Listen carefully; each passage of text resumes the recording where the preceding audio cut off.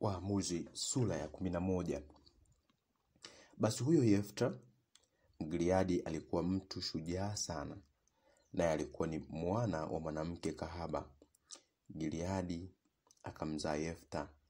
Mkewe huyo Gileadi akamzalia wana, na hao wana wa mkewe hapo walipokuwa wamekuwa wakubwa, wakamtoa Yefta na kumwambia, wewe hutalisi katika nyumba ya baba yetu, kwa sababu wewe mwana wa mwanamke mwingine. Ndipo Yefta akawakimbia hao nduguze, akakaa katika nchi ya Tobu, na watu mabaradhuri walikwenda na kutangamana na Yefta, wakatoka kwenda pamoja naye. Ikawa baadaye wana wa Amoni wakapigana na Israeli. Ikatukia hapo wana wa Amoni walipopigana na Israeli, wazee wa Gileadi wakaenda kumtoa huyo Yefta katika ile nchi ya Tobu. Wakamwambia Yefta, njoo wewe uwe kichwa chetu, ili tupate kupigana na wana wa Amoni. Yefta akawaambia wazee wa Gileadi, je, ninyi hamkunichukia mimi na kunifukuza nitoke katika nyumba ya baba yangu? Basi kwani kunijilia hivi sasa wakati mlio katika taabu? Wazee wa Gileadi wakamwambia Yefta, kwa ajili ya hayo sasa tumegeuka kukuelekea wewe tena, ili uende pamoja nasi na kupigana na wana wa Amoni, nawe utakuwa kichwa chetu juu ya wenyeji wote wa Gileadi. Basi Yefta akawaambia wazee wa Gileadi kwamba, mwanilejeza kwenu tena ili kupigana na wana wa Amoni, naye Bwana akiwatoa mbele yangu, je, mimi nitakuwa kichwa chenu? Wazee wa Gileadi wakamwambia Yefta, Bwana atakuwa shahidi kati yetu, hakika yetu tutafanya sawa sawa na neno lako. Ndipo Yefta akaenda pamoja na wazee wa Gileadi, na hao watu wakamfanya awe kichwa tena mkuu juu yao. Naye Yefta akanena maneno yake yote mbele ya Bwana huko Mispa. Basi Yefta akatuma wajumbe waende kwa mfalme wa wana wa Amoni, akasema, je, wewe una nini nami hata umenijilia kupigana juu ya nchi yangu? Mfalme wa wana wa Amoni akawajibu hao wajumbe wa Yefta, kwa sababu Israeli waliitwaa nchi yangu hapo walipokwea kutoka katika nchi ya Misri, tokea Alnon mpaka Yabok na hata Yordani. Basi sasa rudisha hizo nchi tena pasipo matata. Yefta akatuma wajumbe mara ya pili waende kwa huyo mfalme wa wana wa Amoni, akamwambia Yefta akuambia hivi, Israeli hakuitwaa nchi ya Moabu wala nchi ya wana wa Amoni, lakini hapo walipokwea kutoka Misri na Israeli walienda katika bara hata kuifikiria bahari ya Sham na kufikiria Kadeshi. Ndipo Israeli wakatuma wajumbe waende kwa mfalme wa Edomu, wakisema, na kuomba sana unipe ruhusa nipite katika nchi yako. Lakini mfalme wa Edomu hakusikia, na vivyo wakampelekea wajumbe mfalme wa Moabu, wala yeye hakukubali. Basi Israeli wakakaa katika Kadeshi.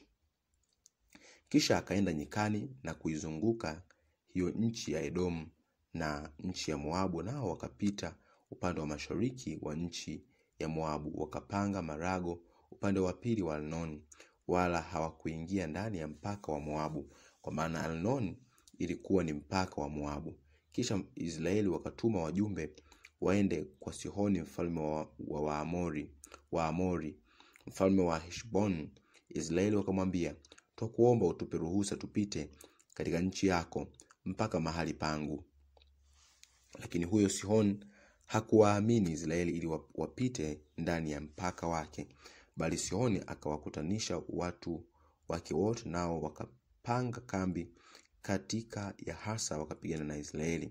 Bwana Mungu wa Israeli akamtia Sihoni na watu wake wote mikononi mwa Israeli, nao wakawapiga. Basi Israeli wakaimiliki hiyo nchi ya Waamori wenye kukaa nchi hiyo, nao wakaumiliki mpaka wote wa Amori, tokea Arnoni hata Yabok, tokea hiyo bara hata Yordani. Basi sasa yeye Bwana Mungu wa Israeli amewapokonya Waamori watoke mbele ya watu wake Israeli, na wewe wataka kuwatamalaki? Je, wewe hutakitamalaki hicho ambacho huyo Kemosh Mungu wako akupa kukitamalaki? Kadhalika awaye yote ambaye Bwana Mungu wetu amemfukuza atoke mbele yetu, hao ndio tutakao watamalaki. Na wewe sasa, je, umwema kuliko Baraki mwana wa Sipori, huyo mfalme wa Moabu, kwa lolote? Je, yeye alishindana na Israeli au kupigana nao? Wakati Israeli walipokuwa wakikaa Heshbon na miji yake, na katika Aroeri na miji yake, na katika miji hiyo yote iliyo huko kando ya Arnon, muda wa miaka 300, mbona ninyi hamkuipata tena katika majira hayo? Basi mimi sikukufanyia wewe dhambi, lakini wewe umenitenda uovu kwa kupigana nami. Bwana yeye muamuzi na awe muamuzi hivi leo kati ya wana wa Israeli na wana wa Amon. Lakini mfalme wa wana wa Amon hakuyasikiza hayo maneno ya Yefta aliyompelekea. Ndipo roho ya Bwana ikamjilia juu yake Yefta, naye akapita katika Gileadi na Manase, akapita na katika Mispa ya Gileadi, na kutoka hapo Mispa ya Gileadi akapita kuwaendea wana wa Amoni. Na Yefta akamwekea Bwana nadhiri, akasema kwamba wewe utawatia wana wa Amoni mkononi mwangu kweli. Ndipo itakuwa ya kwamba kile kitakachotoka katika milango ya nyumba yangu kunilaki, hapo nitakaporudi na amani kutoka kwa hao wana wa Amoni, kitu hicho kitakuwa ni cha Bwana, nami nitakisongeza kiwe sadaka ya kuteketezwa. Basi Yefta akavuka kuwaendea wana wa Amoni ili kupigana nao, naye Bwana akawaua mkononi mwake, akawapiga kutoka Aroeri hata kufikilia Minithi, miji 20, na mpaka Abel Keramim, akawapiga kwa machinjo makuu mno. Basi hivyo wana wa Amoni walishindwa mbele ya wana wa Israeli. Kisha Yefta akafika Mispa nyumbani kwake. Tazama, binti yake akamtokea kumlaki na matari na machezo, naye alikuwa ni mwanamke pekee, hakuwa na mwingine, mwanawe pekee, hakuwa na mwingine, mwana wala binti ila yeye. Ikawa alipomuona akayararua mavazi yake, akasema, ole wangu mwanangu, umenitweza sana, nawe mmoja miongoni mwa hao wanisumbuao, kwa kuwa mimi nimemfunulia Bwana kinywa changu, nami siwezi kurejea nyuma. Binti yake akamwambia, baba yangu, wewe umemfunulia Bwana kinywa chako, basi unifanyie sawa sawa na hayo yaliyotoka kinywani mwako, kwa kuwa yeye Bwana amekulipia kisasi juu ya adui zako, hao wana wa Amon. Kisha akamwambia baba yake, basi na nifanyiwe neno hili, niache peke yangu muda wa miezi 2, ili nipate kwenenda milimani na kuombolea wanawali wangu mimi na wenzangu. Akamwambia, haya, enda. Akampeleka mbali muda wa miezi 2, naye akaenda zake yeye na wenziwe, akauombolea wanawali wake huko milimani. Basi ikawa mwisho wa hiyo miezi 2, akarudi kwa babaye. Alimtenda sawasawa na ile nadhiri yake aliyokuwa ameiweka, naye alikuwa hajamjua mtu mume. Kisha ikawa desturi katika Israeli kwamba binti za Israeli waende mwaka baada ya mwaka ili kumkumbuka huyo mwana wa Yefta Mgileadi siku 4 katika mwaka. Kitabu cha Waamuzi sura ya 12. Kisha watu wa Efraimu walikutana pamoja na kupita kwenda upande wa kaskazini.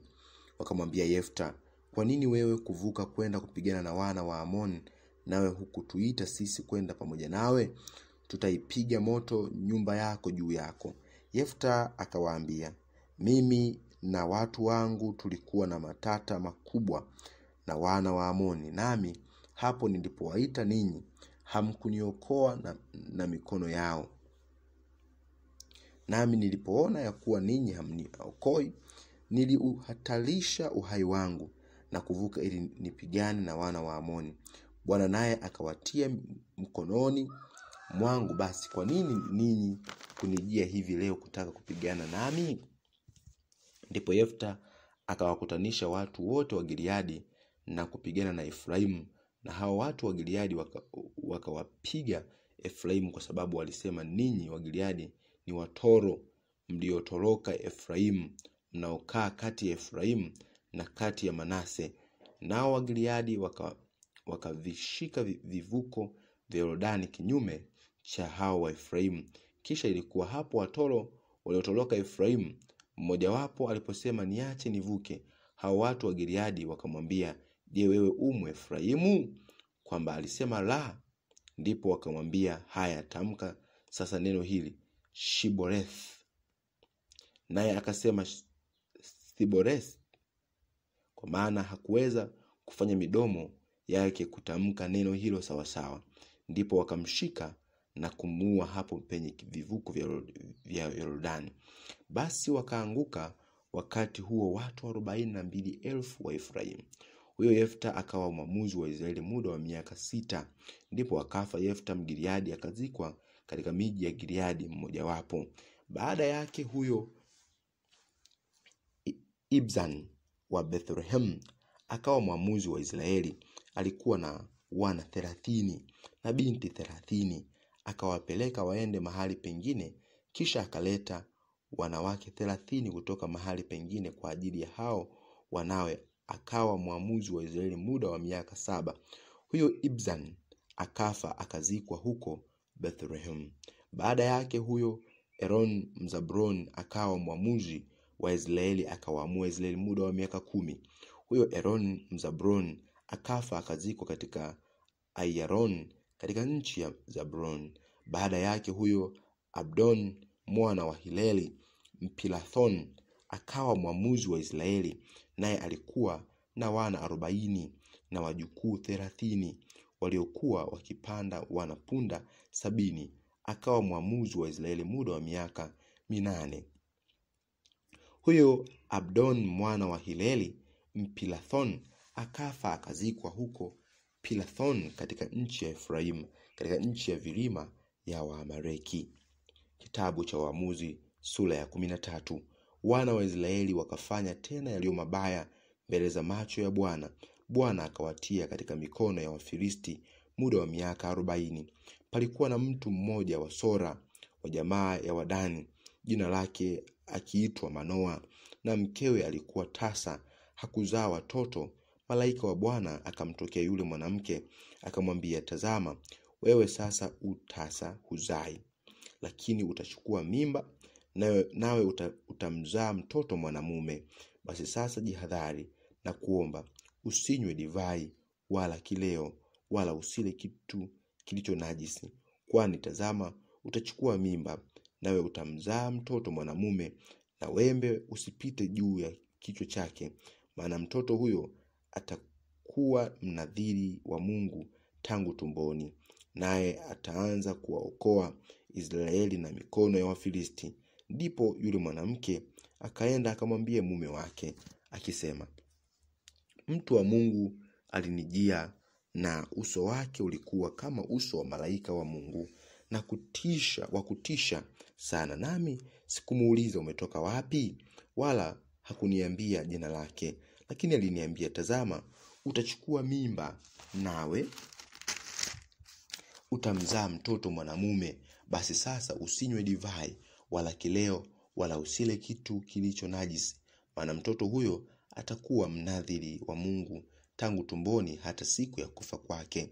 Ndipo huyo Manoa akamuomba Bwana akisema, Bwana, na kuomba yule mtu wa Mungu uliyemtuma na aje kwetu mara ya pili, atufundishe hayo yatupasayo kumfanyia huyo mtoto atakayezaliwa. Mungu akasikiza sauti ya Manoa, naye malaika wa Mungu akamwendea yule mwanamke tena alipokuwa anaketi shambani, lakini mumewe Manoa hakuwapo pamoja naye. Basi huyo mwanamke akaenda haraka, akapiga mbio na kumwambia mumewe akisema, tazama, huyo mtu amenitokea, huyo aliyenijilia siku ile. Basi Manoa akainuka, akamwandama mkewe na kumfikiria mtu huyo, akamuuliza, je, wewe ndiwe mtu yule aliyenena na huyu mwanamke? Akasema, naam, ni mimi. Manoa akasema, basi sasa hayo maneno yako yatakapotimia, je, huyo mtoto atakuwa wa namna gani, na kazi yake itakuwa ni nini? Malaika wa Mungu akamwambia Manoa, katika hayo yote niliyomwambia huyo mwanamke, na ajihadhari asile kitu chochote kitokacho katika mzabibu, wala asinywe divai wala mvinyo, wala asile kitu chochote kilicho najisi. Hayo yote niliyomwamuru na ayatunze.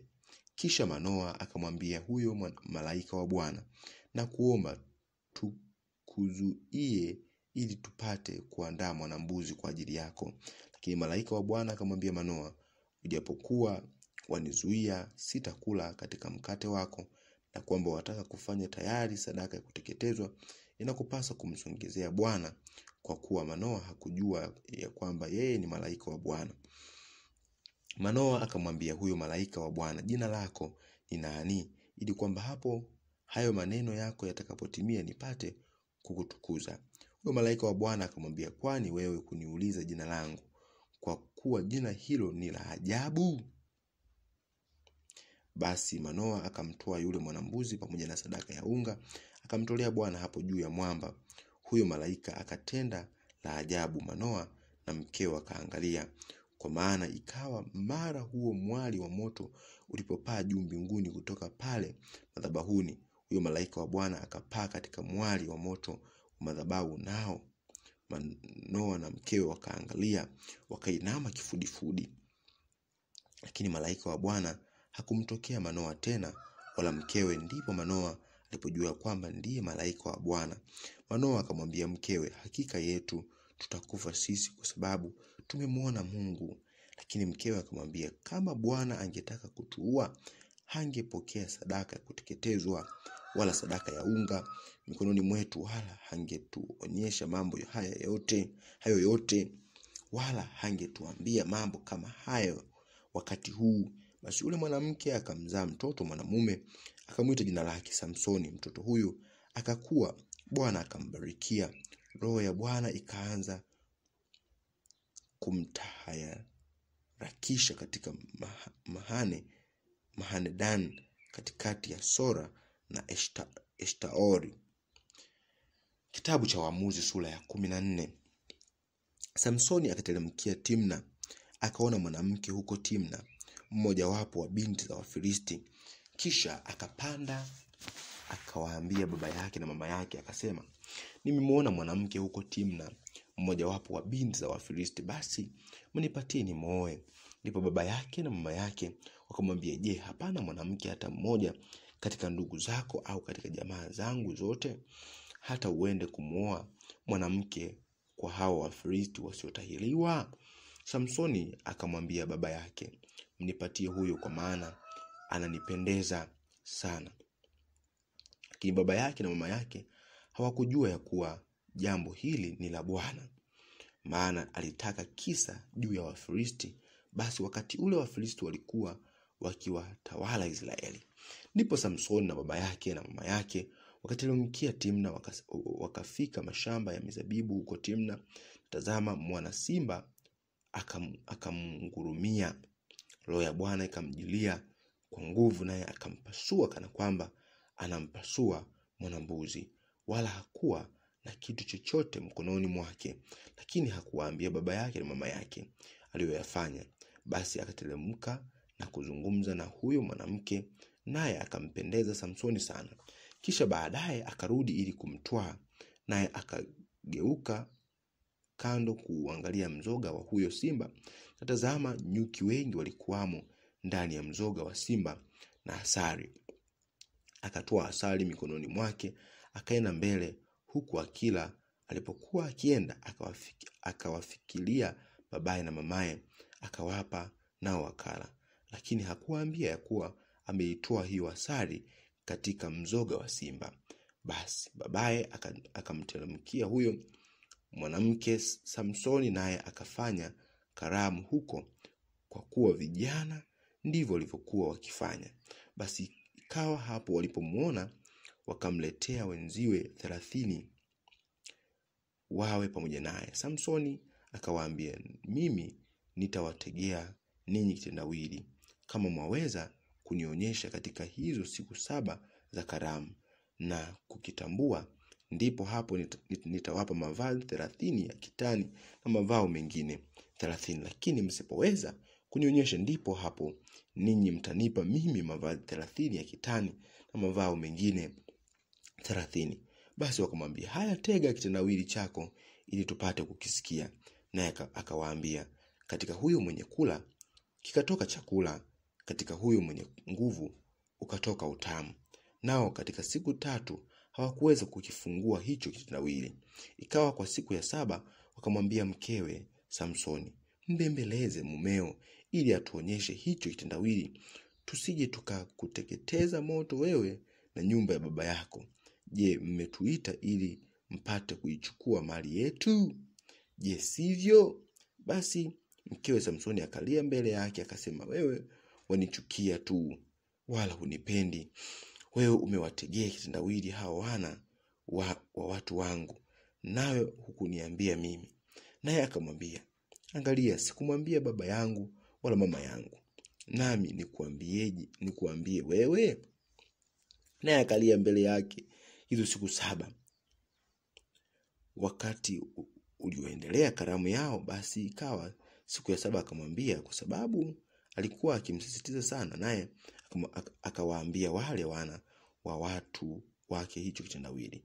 Nao watu wa mji wakamwambia siku ya 7 kabla ya jua kuchwa, ni kitu gani kilicho tamu kuliko asali, na kitu gani kilicho na nguvu kuliko simba?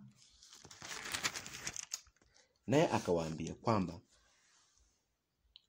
hamkulima na mtamba wangu, hamngekitambua kitendawili changu. Roho ya Bwana ikamjilia juu yake kwa nguvu, naye akatelemkia Ashkelon, akapiga watu waume 30 katika watu hao, na akazitoa nyara zao na kuwapa hao waliokitambua kitendawili mavao hayo.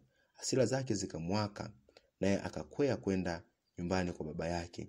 Lakini huyo mke wa Samsoni aliozwa mwenzake, ambaye alikuwa amemtendea kama rafikie.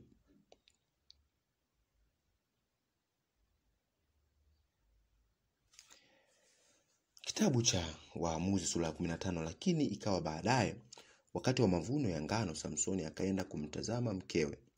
Akamchukulia mwanambuzi akasema, nitaingia chumbani kwa mke wangu. Lakini baba yake mwanamke hakumwacha kuingia. Baba yake akasema, hakika mimi nalidhani ya kuwa umemchukia kabisa, basi nalimpa rafiki yako. Je, ndugu yake mdogo mzuri kuliko yeye? Tafadhali mtoe huyo badala yake. Samsoni akasema, safari hii nitakuwa sina hatia katika habari ya hawa Wafilisti, hapo nitakapowadhuru. Samsoni akaenda akakamata mbweha 300, kisha akatoa vienge vya moto, akawafunga mbweha mkia kwa mkia, akatia kienge kati ya kila mikia miwili. Alipokwisha kuviwasha moto vile vienge, akawaambia mbweha akawaachia mbweha kati ya ngano ya Wafilisti, akayateketeza matita na ngano hata na mashamba ya mizeituni. Ndipo Wafilisti wakasema, ni nani aliyetenda hivi? Wakasema, ni huyo Samsoni mkewe yule Mtimna, kwa sababu alimchukua mkewe akampa mwenzake. Wafilisti wakaenda wakamteketeza yeye na baba yake kwa moto. Samsoni akawaambia, ikiwa ninyi mnafanya mambo kama hayo, hakika nitajilipiza kisasi juu yenu, na baadaye nitakoma. Akawapiga upeo, mapigo makuu sana. Kisha akatelemka akakaa katika ufa wa jabali la Etamu. Basi Wafilisti wakapanda wakapiga kambi yao katika Yuda, wakajieneza katika Rehi. Watu wa Yuda wakasema, mbona mmekuja kupigana nasi? Wakasema, tumepanda ili kumfunga Samsoni, kumtenda yeye kama alivyotutenda sisi. Ndipo watu 3,000 wa Yuda wakatelemka hata ule ufa wa jabali la Etamu. Wakamwambia Samsoni, je, hujui ya kuwa Wafilisti wanatutawala? Ni nini hii basi uliotutenda? Akawaambia, kadiri ile walivyonitenda mimi, ndivyo nilivyowatenda wao. wakamwambia, tumeshuka ili kukufunga, tupate kukutia katika mikono ya Wafilisti. Samsoni akawaambia, niapieni ya kwamba ninyi wenyewe hamtaniangukia. Wakamwambia wakisema, vema, lakini tutakufunga sana na kukutia katika mikono yao, lakini hakika hatutakuua. Basi wakamfunga kwa kamba 2 mpya, wakamchukua kutoka huko jabarini. Alipofika Lehi, Wafilisti wakapiga kelele walipokutana naye. Ndipo roho ya Bwana ikamjia kwa nguvu, na zile kamba zilizokuwa juu ya mikono yake zikawa kama kitani iliyoteketezwa kwa moto, na vile vifungo vyake vikaanguka mikononi mwake. Naye akaona mfupa mbichi wa taya ya punda, akautoa akapiga watu 1000 kwa mfupa huo. Samsoni akasema, kwa taya ya punda chungu juu ya chungu, kwa taya ya punda nimepiga watu 1000. Ikawa alipokuwa amekwisha kunena, akautupa ule mfupa wa taya mkononi mwake, na mahali pale pakaitwa Lamath Lehi. Kisha akaona kiu sana, akamuita Bwana akasema, wewe umetupa wokovu huu kwa mkono wa mtumishi wako, na sasa nitakufa kwa kiu na kuanguka katika mikono ya watu wasiotahiriwa. Lakini Mungu akapasua mahali penye shimo palipo katika Lehi, pakatoka maji, naye alipokwisha kunywa, roho yake ikamrudia, akaburudika. Kwa hiyo jina la mahali pale likaitwa En-Hakore, napo pa katika Lehi hata hivi leo. Naye akawa mwamuzi wa Israeli katika siku za Wafilisti muda wa miaka 20. Kitabu cha Waamuzi sura ya 16. Samsoni akaenda Gaza, akaona huko mwanamke kahaba, akaingia kwake. Watu wa Gaza wakaambiwa ya kwamba huyo Samsoni amekuja huko. Wakamzingira, wakamvizia usiku kucha penye lango la mji, wakanyamaza kimya usiku kucha, wakisema, na tungoje mpaka mapambazuko, ndipo tutamuua. Basi Samsoni akalala hata usiku wa 8, akaondoka katikati ya usiku, akaishika milango ya lango la mji na miimo yake miwili, akaingoa pamoja na komeo lake, akajitwika mabegani, akavichukua hata kilele cha mlima ule unaokabili Hebron. Ikawa baada ya hayo akampenda mwanamke mmoja katika bonde la Solek, jina lake akiitwa Delila. Nao wakuu wa Wafilisti wakamwendea, wakamwambia, mbembeleze upate kujua asili ya nguvu zake nyingi na jinsi tutakavyoweza kumshinda, tupate kumfunga na kumtesa, nasi tutakupa kila mtu fedha 1,100. Delila akamwambia Samsoni, tafadhali uniambie asili ya nguvu zako nyingi na jinsi uwezavyo kufungwa ili uteswe. Samsoni akamwambia, wakinifunga kwa kamba mbichi 7 ambazo hazijakauka bado, hapo ndipo nitakuwa dhaifu, nitakuwa kama wanadamu wenzangu. Ndipo wakuu wa Wafilisti wakamletea kamba mbichi 7 zisizokauka, naye akamfunga nazo. Na yule mwanamke alikuwa na watu katika chumba cha ndani wakimwotea. Basi akamwambia Samsoni, Wafilisti wanakujia. Ndipo akazikata zile kamba kama vile uzi wa pamba ukatwavyo ukiguswa na moto. Basi hiyo asili ya nguvu zake haikujulikana. Delila akamwambia Samsoni, tazama, umenidhihaki na kuniambia uongo. Sasa tafadhali niambie, waweza kufungwa kwa kitu gani? Akamwambia, wakinifunga tu kwa kamba mpya ambazo mtu hakufanya kazi nazo, hapo ndipo nitakuwa dhaifu, nitakuwa kama wanadamu wenzangu. Basi Delila akatoa kamba mpya akamfunga nazo, akamwambia, Wafilisti wanakuja. Wanakujia. Samsoni na wale wenye kuotea walikuwa katika chumba cha ndani, naye akazikata akazitupa kutoka mikononi mwake kama uzi. Delila akamwambia Samsoni, hata sasa umenidhihaki, umeniambia maneno ya uongo. Niambie sasa, waweza kufungwa kwa kitu gani? Akamwambia, ukivifuma hivi vishungi 7 vya nywele za kichwa changu katika mtange wa nguo, basi ukazifunga kwa msumari. Akamwambia Samsoni, Wafilisti wanakujia. Akazifunga kwa msumari, akamwambia Samsoni, Wafilisti wanakujia. Naye akaamka usingizini, akaung'oa ule msumari na ule mtange. Mwanamke akamwambia, wawezaje kusema na kupenda, na moyo wako haupo pamoja nami? Umenidhihaki mara hizi 3, wala kuniambia asili ya nguvu zako nyingi. Ikawa kwa vile alivyomsumbua kwa maneno yake kila siku na kumuudhi, roho yake ikadhikika hata kufa. Ndipo alipomwambia yote yaliyokuwa moyoni mwake. Akamwambia, wembe haukupita juu ya kichwa changu kamwe, maana mimi nimekuwa mnadhiri wa Mungu tangu tumboni mwa mama yangu. Nikinyolewa ndipo nguvu zangu zitanitoka, nami nitakuwa dhaifu, nitakuwa kama wanadamu wenzangu. Delila alipoona ya kuwa amemwambia yote yaliyokuwa moyoni mwake, akatuma mtu akawaita wakuu wa Wafilisti akisema, njoni huku mara hii tu, maana ameniambia yote aliyonayo moyoni mwake. Ndipo wakuu wa Wafilisti wakamwendea, wakachukua ile fedha mikononi mwao, naye akamlaza usingizi magotini pake. Kisha akamuita mtu, akavinyoa vile vishungi 7 vya nywele za kichwa chake, akaanza kumsumbua, nguvu zake zikamtoka. Kisha akasema, Samsoni, Wafilisti wanakujia. Akaamka katika usingizi wake, akasema, nitakwenda nje kama siku nyingine na kujinyosha. Lakini hakujua ya kuwa Bwana amemwacha. Wafilisti wakamkamata, wakamng'oa macho, wakateremka naye mpaka Gaza, wakamfunga kwa vifungu vya shaba. Naye alikuwa akisaga ngano katika gereza, lakini zile nywele za kichwa chake zikaanza kukua tena baada ya kunyolewa kwake.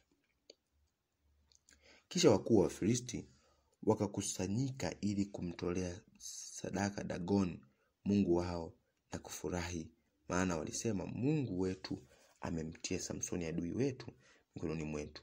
Na hao watu walipomuona wakamhimidi Mungu wao, maana walisema, Mungu wetu amemtia mikononi mwetu huyu adui wetu aliyeiharibu nchi yetu na kuwaua watu wengi miongoni mwetu. Ikawa mioyo yao iliposhangilia, wakasema, mwiteni Samsoni ili atufanyie michezo. Basi wakamwita Samsoni atoke gerezani akacheze mbele yao. Wakamweka katikati ya nguzo 2.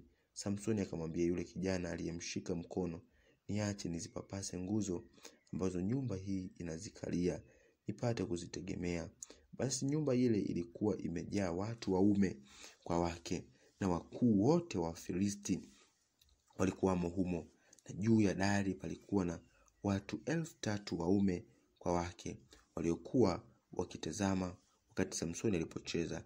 Samsoni akamuita Bwana akasema, Bwana Mungu, unikumbuke na kuomba ukanitie nguvu, na kuomba mara hii tu, Mungu, ili nipate kujilipiza kisasi juu ya Wafilisti kwa ajili ya macho yangu mawili. Kisha Samsoni akazishika nguzo 2 za katikati ambazo nyumba ile ilikaa juu yake, akazitegemea, moja kwa mkono wake wa kuume na moja kwa mkono wake wa kushoto.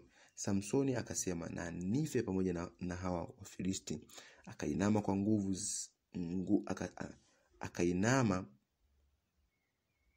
nguvu zake zote, ile nyumba ikaangukia hawa wakuu na watu wote waliokuwa ndani yake. Basi wale watu waliowaua wakati wa kufa kwake walikuwa wengi kuliko wale waliowaua wakati wa uhai wake. Ndipo ndugu zake na watu wote wa nyumba ya baba yake wakateremka, wakamtwaa, wakamchukua, wakamzika katikati ya Sora na Eshtaoli katika kiwanja cha kuzikia cha Manoa baba yake. Naye alikuwa mwamuzi wa Israeli muda wa miaka 20.